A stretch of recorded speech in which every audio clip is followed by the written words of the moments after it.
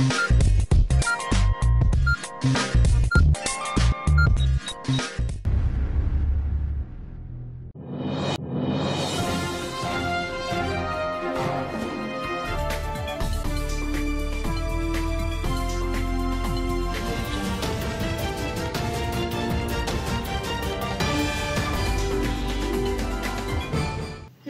मी Mayawati. ADN बातमीपत्रात आपले स्वागत. आजच्या दिवसभरात घडलेल्या घटनांचा आढावा आपण घेणारच आहोत. त्यापूर्वी नजर टाकूया आजच्या ठळक घडामोडींवर. किरकोळ वादातून टपरी चालकाला पत्नी व मुलीसमोर चाकूने बोसकले. वाळूज परिसरातील वाढत्या गुन्हेगारीमुळे नागरिक चिंतेत. कन्नड तालुक्यात बिबट्याचे दर्शन. गव्हाली शिवारात बिबट्यासह पिल्ले मुक्तपणे संचार करत असतानाचे व्हिडिओ व्हायरल. बिबट्याचे दर्शन झाल्याने शेतकऱ्यांमध्ये भीतीचे वातावरण. आता सविस्तर बातम्या. पैशाच्या वादातून सराईत गुन्हेगार असलेल्या दोन भावांनी टपरी चालकाला पत्नी व मुलासमोर चाकूने वार करत ठार केल्याची घटना घडली असून या प्रकरणी उशिरा गुन्हा दाखल करण्यात आला असून दोन्ही आरोपींना एमआयडीसी वाळूज पोलिसांनी ताब्यात घेतले आहे. रांजणगाव शेणपुंजी येथे दिनांक 11 जून रोजी रात्री 10 वाजेच्या सुमारास टपरी चालकाला किरकोळ वादातून चाकूने सफासफ वार करत खून केल्याची घटना घडली. रस्त्यावर पडलेल्या रक्ताचे थारोडे बघून नागरिकही भयभीत झाले. या घटनेत सुनील राठोड वय 42 वर्ष राहणार रांजणगाव शेणपुंजी यांचा मृत्यू झाला. वाळूज औद्योगिक परिसरात रांजणगाव शेणपुंजी येथील संत शिरोमणी सावता महाराज कमानीलगत सुनील राठोड यांची पानटपरी आहे. रात्री 9:30 वाजेच्या सुमारास आरोपी शिवा दूधमोगरे, पवन दूधमोगरे या दोन्ही भावंडांनी टपरी चालक सुनील राठोड सोबत पैसे न देण्यावरून वाद घातला. राठोड यांनी त्यांच्या पत्नी व मुलीला फोनवर माहिती देऊन बोलावून घेतले. थोड्या वेळानंतर आरोपींनी पुन्हा वाद घातला. दोन्ही भावंडांनी वादाचे रूपांतर हाणामारीत केले व यात राठोडवर चाकूने सफासफ वार करण्यात आले. रस्त्यावरच झालेल्या या प्रकारामुळे नागरिकही भयभीत झाले.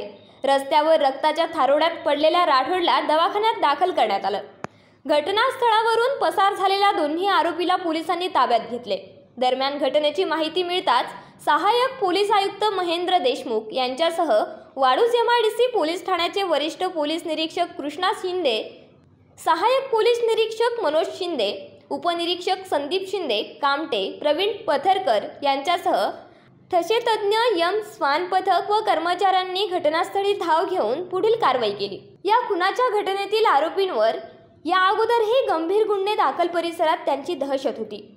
रांजणगाव शेणपुंजी येथे वाढत असलेल्या गुन्हेगारीमुळे नागरिकांमध्ये दहशतीचे वातावरण आहे. त्यामुळे रांजणगाव शेणपुंजी येथील पोलीस चौकी लवकर सुरू करावी असे नागरिकांचे म्हणणे आहे. सरकारने मराठा आरक्षणाचा विषय तडीस नेतो म्हणाले, म्हणून त्यांच्या शब्दाला मान देऊन उपचार सुरू केले. जर त्यांनी विषय तडीस नेला तर मराठा समाज त्यांचं कौतुक करेल आणि जर नेला नाही तर त्यांचं नाव जाहीर सांगू अशी प्रतिक्रिया मनोज जरांगे पाटील यांनी दिली.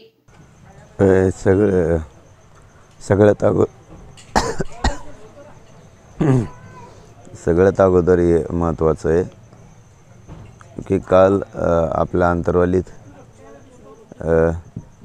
गर्दी झाली होती. म्हणजे माणसं आपले मराठा बांधव इकडं मला भेटायसाठी येत होते. काल गर्दी झाली होती, ते महत्त्वाचं सांगणं गरजेचं आहे. इकडं गर्दी करू नका, कारण कामाच्या दिवसात पाऊस पडला आहे. आपण इकडं येऊन गर्दी करू नका. काल खूप गर्दी झाली होती इथं मराठा बांधवाची. ते कामं उरकल्याशिवाय कोणी इकडे येऊ नका अंतरवालीकडं. मी आहे इथं. मी आरक्षण मिळाल्याशिवाय किंवा विषय तडीस गेल्याशिवाय मी नाही हटणार. ही मराठा समाजाला माझी विनंती आहे. तब्येत पण आता बरी आहे. दुसरं असं होतं की यांनी सांगितलं की उपचार कालपर्यंत नव्हते. काल काहीतरी 70 का 69 काय शुगर, 84 का काय BP असं काहीतरी झालं होतं. एकदम क्रिटिकल असं काहीतरी डॉक्टरांचं म्हणणं होतं, मला नाही माहिती. रात्री 3 वाजता सरकारच्या वतीनेही सांगण्यात आलं की आम्ही हा विषय ताबडतोब आता तडीस नेतो आहे, आपण सलाईन घ्यावी. म्हणून रात्री त्यांच्या शब्दावर विश्वास ठेवून आपण सलाईन घेतली. नाही त्यांनी हा विषय तडीस नेला तर पुन्हा सलाईन काढता येईल. पण मी समाजासाठी लढायला खंबीर आहे इथं. फक्त मराठा बांधवांना विनंती आहे, सगळ्यांनी शांत राहावं, इकडं गर्दी करू नका. कामं उरकून घ्या शेतीचे, पाऊस खूप पडलेला आहे. मला जर काही अडचण आली सरकारकडून प्रशासनाकडून तर आपल्याला माहीत होईल. आणि मला माहिती आहे आपल्याला एकजूट दाखवायची मराठा समाजाला गरज नाही. एका हाकेवर 2-2, 4-4 लाख लोक अंतरवालीकडे येत आहे. आपल्याला कोणाला काही दाखवायची गरज नाही. एकजूट आपली काय आहे ती सगळ्या देशानं आता आपली एकजूट बघितलेली आहे आणि आपल्या मराठ्यांच्या एकजुटीचा सगळ्यांनी धसका घेतलेला आहे. त्याच्यामुळे काय दाखवायची गरज नाही. शेतीतले कामं सगळ्यांनी करा ही विनंती आहे. खासदार संदीपान भुमरे यांनी अंतरवाली सराटी येथे मराठा संघर्ष योद्धा मनोज जरांगे यांच्या उपोषणस्थळी भेट घेत मुख्यमंत्र्यांसोबत चर्चा करून कळवत असल्याचे आश्वासन दिले. मराठा समाजाला सगळे सोयऱ्यांसह ओबीसी प्रवर्गातून आरक्षणाच्या मागणीसाठी बेमुदत उपोषणाला बसलेल्या मनोज जरांगे पाटील यांची मंगळवारी 4थ्या दिवशी औरंगाबाद लोकसभा मतदारसंघाचे खासदार संदीपान भुमरे यांनी भेट घेतली. पाऊण तासांच्या प्रतीक्षेनंतर जरांगे उठून बसले. त्यानंतर संदीपान भुमरे यांनी त्यांना प्रकृतीची काळजी घ्या, वैद्यकीय उपचार घ्या, मराठा आरक्षणाच्या मागण्यांवर सरकार सकारात्मक आहे. इथून गेल्यानंतर मुख्यमंत्री एकनाथ शिंदे यांच्याशी मी बोलतो. आमच्यामध्ये चर्चा झाल्यानंतर पुन्हा तुम्हाला सांगतो.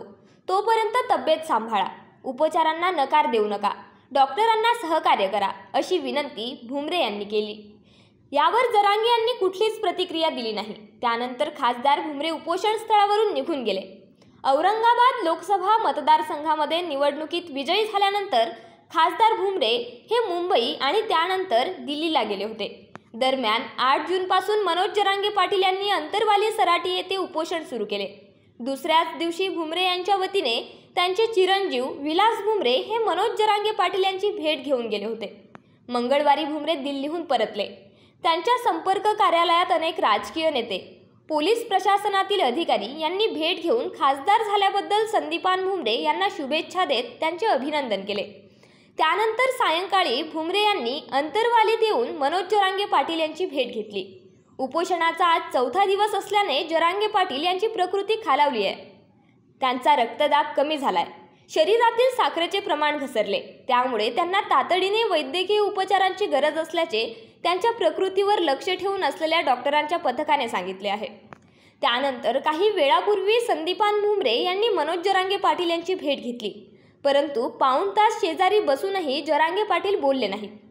ते प्रकृती बिघडल्याने झोपून होते. काही वेळाने ते उठून बसले. तेव्हा 7 ते 8 मिनिटात भुमरे यांनी त्यांच्याशी चर्चा केली. कुठलेही ठोस आश्वासन किंवा शब्द न देता भुमरे मुख्यमंत्र्यांशी चर्चा करून तुमच्याशी बोलतो असे सांगून निघून गेले. डॉक्टर बाबासाहेब आंबेडकर मराठवाडा विद्यापीठाचा 64वा दीक्षांत समारंभ पुणे येथील राष्ट्रीय स्तरावरील संस्था NCLचे संचालक डॉक्टर आशिष लेले यांच्या प्रमुख उपस्थितीत येत्या गुरुवारी होणार आहे. कुलपती तथा राज्यपाल रमेश बैस यांच्या अध्यक्षतेखाली हा सोहळा होणार आहे. डॉक्टर बाबासाहेब आंबेडकर मराठवाडा विद्यापीठाचा 64वा दीक्षांत समारंभ येत्या गुरुवारी दिनांक 13 जूनला सकाळी 11 वाजता विद्यापीठ नाट्यगृहात होणार आहे. या सोहळ्यासाठी पुणे येथील CSIR NCL संचालक डॉक्टर आशिष लेले हे प्रमुख पाहुणे म्हणून उपस्थित राहणार आहेत. या सोहळ्याचे अध्यक्षस्थान कुलपती तथा राज्यपाल रमेश बैस हे आभासी पद्धतीने भूषविणार आहेत. तर राज्याचे उच्च व तंत्र शिक्षण मंत्री चंद्रकांत दादा पाटील यांचे प्रमुख पाहुणे म्हणून निमंत्रित करण्यात आले आहेत. यावेळी कुलगुरू डॉक्टर विजय फुलारी, प्रकुलगुरू डॉक्टर वाल्मिक सरवदे, कुलसचिव डॉक्टर प्रशांत अमृतकर, परीक्षा व मूल्यमापन मंडळाच्या संचालक डॉक्टर भारती गवळी यांच्यासह सर्व विद्याशाखेचे अधिष्ठाता, व्यवस्थापन परिषदेचे सर्व सदस्य यांची प्रमुख उपस्थिती राहणार आहे. यावेळी ऑक्टोबर-नोव्हेंबर 2022 व मार्च-एप्रिल 2023 मध्ये उत्तीर्ण झालेल्या पदव्युत्तर विद्यार्थ्यांना पदव्यांचे वितरण करण्यात येईल. तसेच 27 जून 2023 ते आजतागायत PhD प्राप्त संशोधकांना पदव्यांचे वितरण करण्यात येणार आहे. राजभवन यांच्या वतीने या सोहळ्यासाठी 10 ते 11:30 अशा 1.5 तासांचा वेळ देण्यात आला आहे. तर PhD पदवी वितरणासाठी केवळ 23 मिनिटांचा वेळ देण्यात आला आहे. या सोहळ्यात सर्व विद्याशाखेतील एकूण 64,222 पदवीधारकांचा समावेश आहे. विद्यापीठाच्या अधिकृत संकेतस्थळावरून दीक्षांत समारंभाचे थेट प्रक्षेपण करण्यात येणार आहे. अजूनही काही बातम्यांचा आढावा आपल्याला घ्यायचा आहे, मात्र वेळ झाली आहे छोट्याशा ब्रेकची. कुठेही जाऊ नका, पाहत रहा ADN.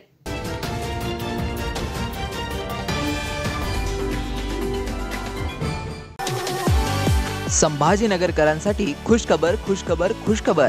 आता केशर, हापूस, लंगडा, गुलाबखस, इमरती, सफेद मालोदा, काला मालोदा, शक्करगोटी, अल्फान, खुदूस, मलगोबा, चीनी मलगोबा, राजापुरी, सिंधू, मुर्शिदाबादी, बदाम, खोबरा, तमचा, बत्ताशा, पायरी, हुर, दूध पेडा, दिलपसंद, निरंजन, तोतापरी, गावरान केशर, माया, केंड, टॉमी, लिली, ऑमलेट, अगरबत्ती, गावरान, दशहरी। मंडळी, ही सगळी आंब्यांची नावं आहेत आणि हे सगळे आंबे आपल्याला खायला मिळणार आहेत, तेही आपल्या शहरात म्हणजेच छत्रपती संभाजीनगर मध्ये। कृषी विद्यापीठ फळ संशोधन केंद्र, हिमायतबाग, छत्रपती संभाजीनगर येथे हे विविध प्रजातीचे आंबे आपल्याला खायला मिळणार आहे। तर वाट कसली पाहताय? आताच भेट द्या आणि या निरनिराळ्या आंब्यांची नैसर्गिक पद्धतीने, ऑर्गॅनिक पद्धतीने पिकवलेल्या आंब्याचा मनमुराद आनंद लुटा।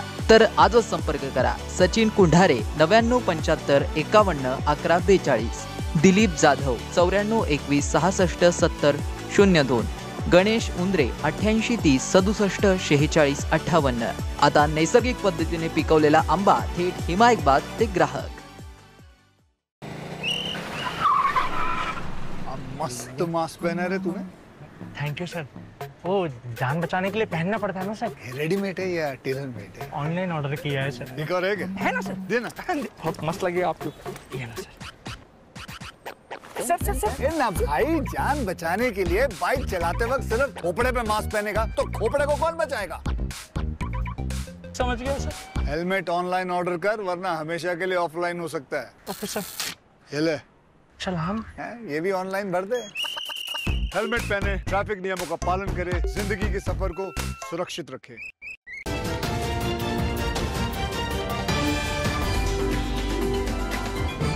ब्रेक नंतर पुन्हा एकदा स्वागत। कन्नड तालुक्यातील गव्हाली शिवारात बिबट्यासह पिल्ले मुक्तपणे संचार करत असतानाचे व्हिडिओ सध्या समोर येत आहेत।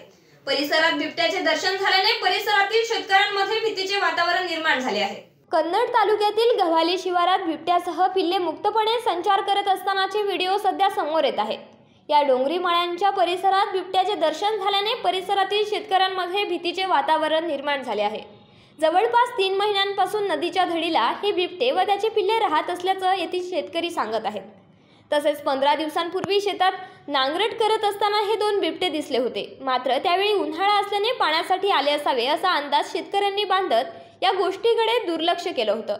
मात्र आता परत पावसाचे आगमन झाल्यानंतर पेरणी आणि लागवडीच्या कामाने जोर पकडलाय।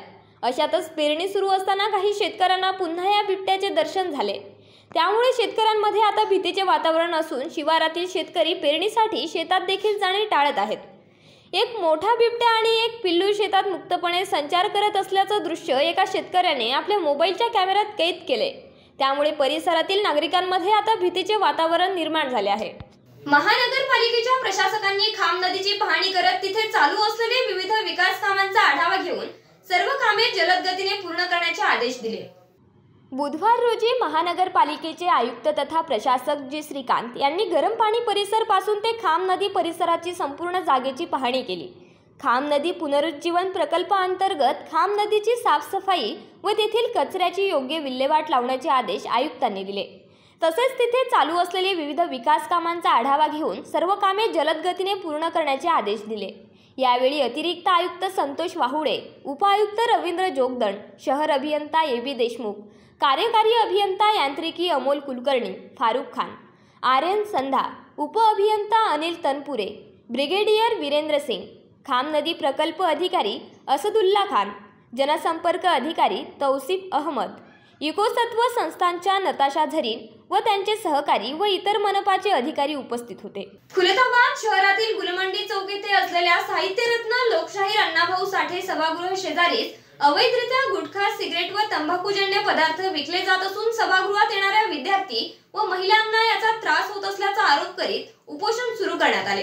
एडीएन प्रतिनिधी मच्छिंद्र घोरपडे यांनी याबाबत आढावा घेतला। आम्हाला साहित्यरत्न लोकशाहीर अण्णाभाऊ साठे स्मारकासाठी 1994 ला गुलमंडी चौक या ठिकाणी जे जागा देण्यात आली होती।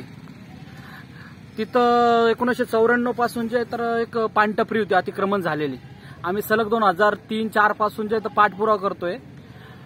पाठपुरावा करत असताना प्रत्येक अधिकाऱ्यांना आम्हाला जे तर आतापर्यंत आज काढतो, उद्या काढतो, 6 महिने काढतो, त्यांना भाडेतत्त्वावर दिलेले अशा बऱ्याच थापा दिल्या।